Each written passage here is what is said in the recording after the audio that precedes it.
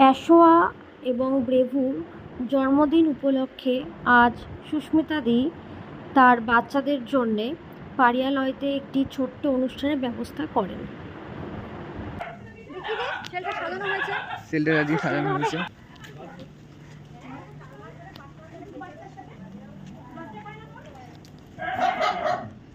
আর সেলটারটা সাজানো হয়েছে, অ্যাশোয়ার জন্মদিন তাই।